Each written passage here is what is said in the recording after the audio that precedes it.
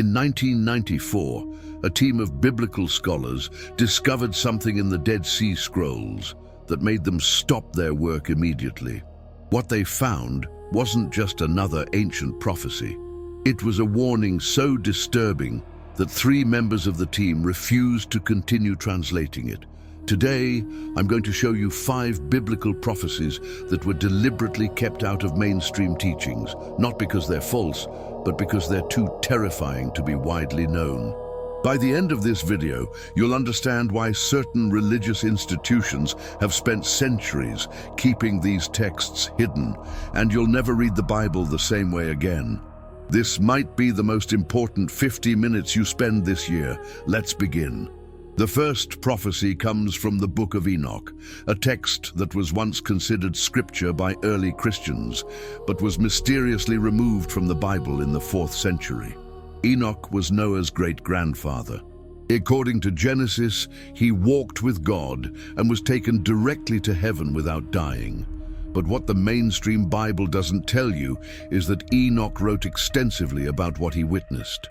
In chapters 92 through 105, Enoch describes something called the Week of Weeks, a cosmic calendar spanning human history. But here's what makes it dark. Enoch prophesied that in the final week before the end times, there would be a period where heaven goes completely silent. No more angels, no more divine intervention, no more answered prayers. He writes, "And in those days, the righteous will cry out, but their voices will not pierce the veil. The heavens will be as brass, and the Almighty will turn his face away." Why was this removed? Because it directly contradicts the comforting narrative that God always listens. Church authorities in the Council of Laodicea deemed it too demoralizing for believers. But here's what's chilling. Many theologians argue we might already be in this period. They point to the unprecedented decline in reported miracles, the rise of religious doubt, even among believers, and what some call the death of mystical experience in modern Christianity. But this silence from heaven isn't random. According to the second prophecy, it's actually a test, and most of humanity is failing it. We'll get to that in a moment. The Apostle Paul warned about something in 2 Thessalonians that most pastors never preach about in full context. He wrote, "God will send them a powerful delusion so that they will believe the lie." Most people stop reading there, but the full passage is much darker. Paul isn't just talking about non-believers. He's specifically referring to people who refuse to love the truth. The Greek word used here is agape, meaning they had the truth, understood it, but actively chose to reject it. The prophecy states that God himself will send this delusion, not Satan, not demons.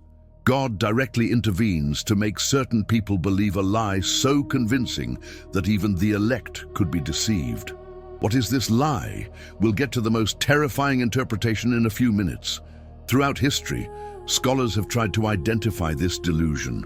Some thought it was the rise of Islam in the 7th century.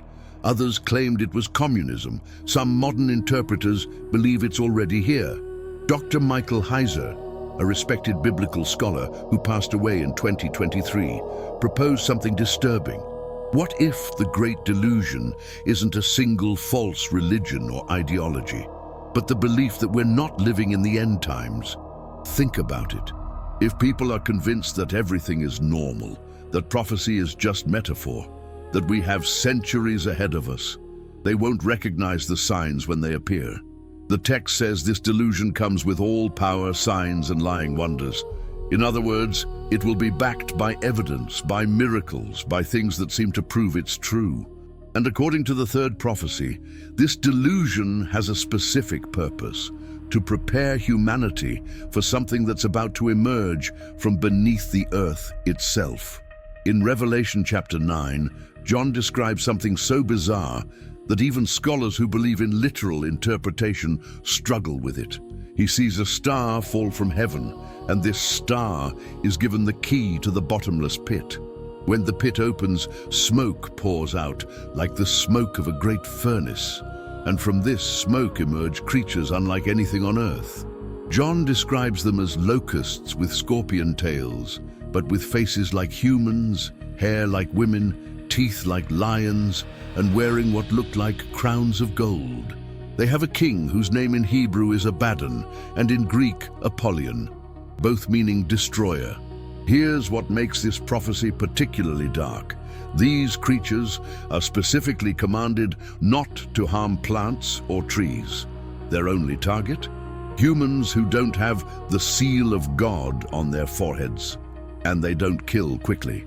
The text says they torment people for 5 months, and during this time, people will seek death but will not find it. They will long to die, but death will flee from them. Medieval scholars who studied this passage in depth noticed something. The description of these creatures matches no known animal or insect, but it does match descriptions from other ancient texts. The Book of Enoch, the Book of Jubilees, and even some Sumerian tablets describe a pre-flood race of hybrid beings, part human, part something else, that were imprisoned in the earth by God after the flood. What if Revelation 9 isn't describing demons or symbolic evil, but the literal release of these imprisoned beings, ancient hybrids that have been waiting beneath our feet for 4,000 years? 2 Peter 2 says, God cast the angels who sinned into hell and delivered them into chains of darkness. The Greek word for hell here isn't Hades, it's Tartarus, a specific underground prison. Jude verse 6 confirms this. Certain angels did not keep their proper domain and are now reserved in everlasting chains under darkness for the judgment of the great day. And here's where it gets unsettling. Why have governments worldwide suddenly become obsessed with underground research? CERN digging deeper than ever, deep underground military bases, the Kola super-deep borehole in Russia that was mysteriously sealed. Are they looking for something?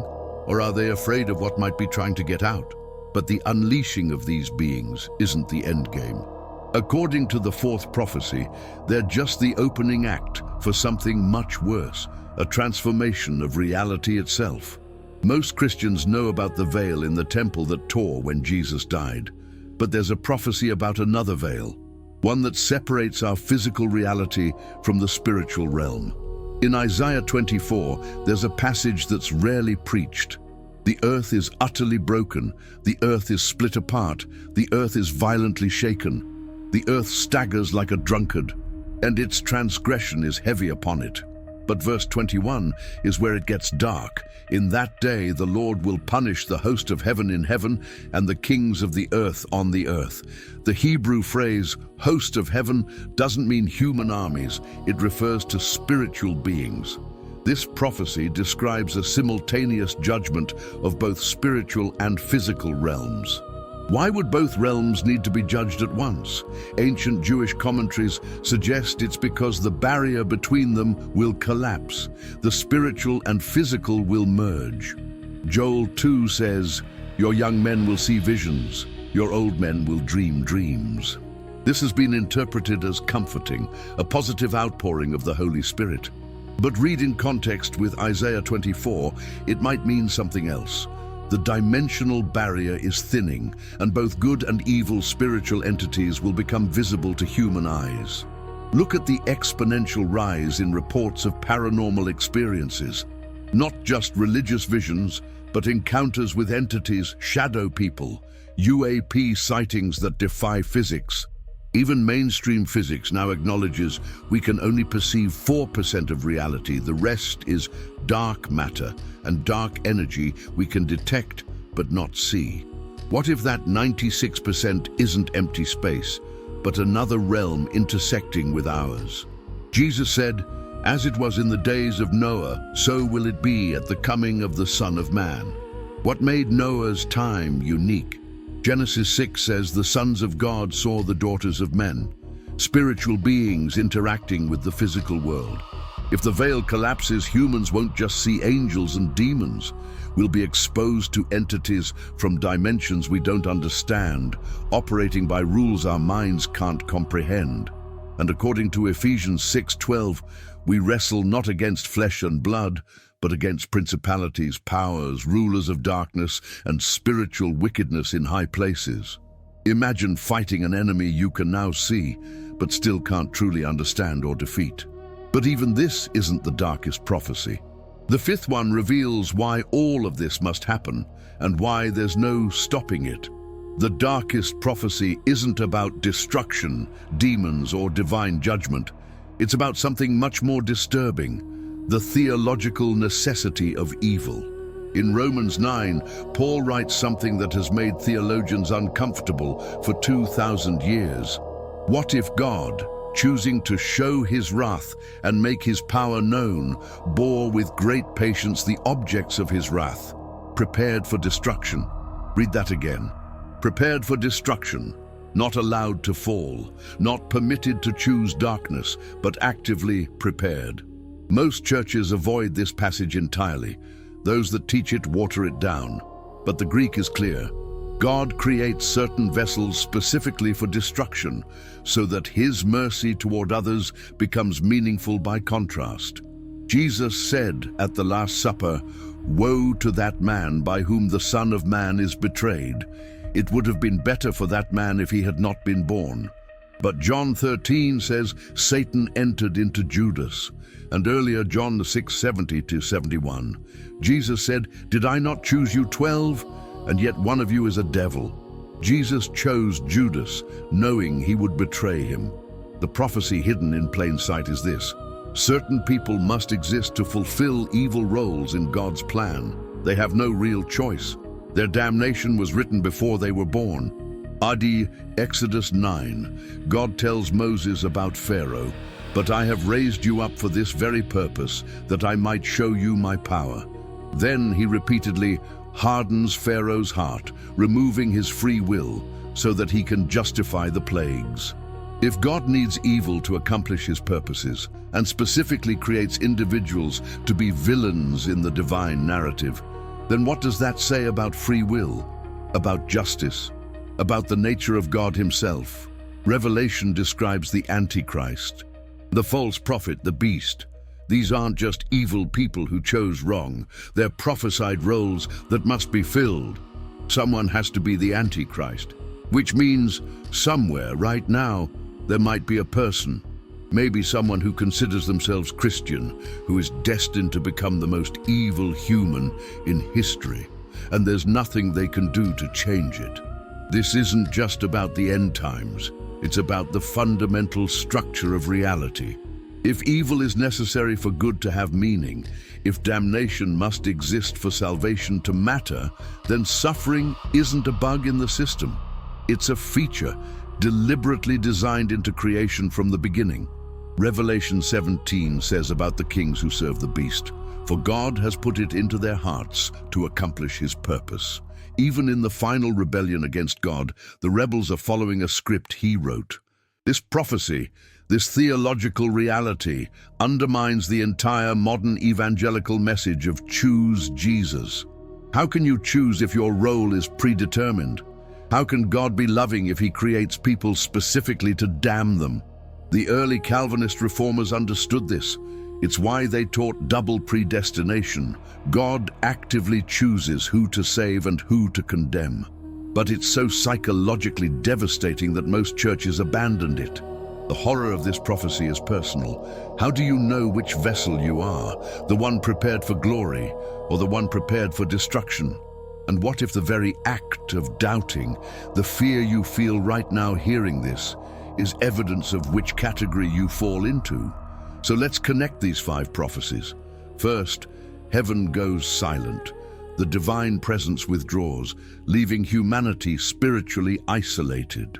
Second, a great delusion spreads, possibly the belief that everything is normal, that these are just stories, that we have time. Third, ancient imprisoned beings are released. The physical world is invaded by entities that have been waiting millennia. Fourth, the veil between dimensions collapses. Spiritual warfare becomes visible, tangible, inescapable. Fifth, we discover it was all necessary, that certain people were created for damnation so others could understand grace. These prophecies weren't hidden because they're false. They were hidden because they're true and terrifying.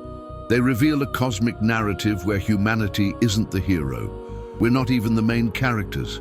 We're props in a drama we can't fully comprehend, written by a being whose ways are truly not our ways. But here's what makes this bearable, maybe even beautiful. If you're watching this, if you've stayed until the end, if something in your spirit is wrestling with these truths rather than dismissing them, that wrestling might be evidence that you're one of the vessels prepared for mercy, because those prepared for destruction don't struggle. They don't seek truth. They don't stay for 50-minute videos about disturbing prophecies. I've spent 3 years researching these texts. This video barely scratches the surface. If you want to go deeper, if you need to understand what comes next, subscribe now. Because in my next video, I'm revealing the one biblical prophecy that gives us a timeline. Not for the end of the world, but for when these events begin. And according to this prophecy, we're not waiting for some distant future. We're watching the final seconds count down. Hit that subscribe button, turn on notifications, and drop a comment telling me which of these 5 prophecies disturbed you most, because your answer might reveal more about your destiny than you realize. I'm not a pastor. I'm not here to comfort you. I'm here to show you what they didn't want you to know. See you in the next one, if there is a next one.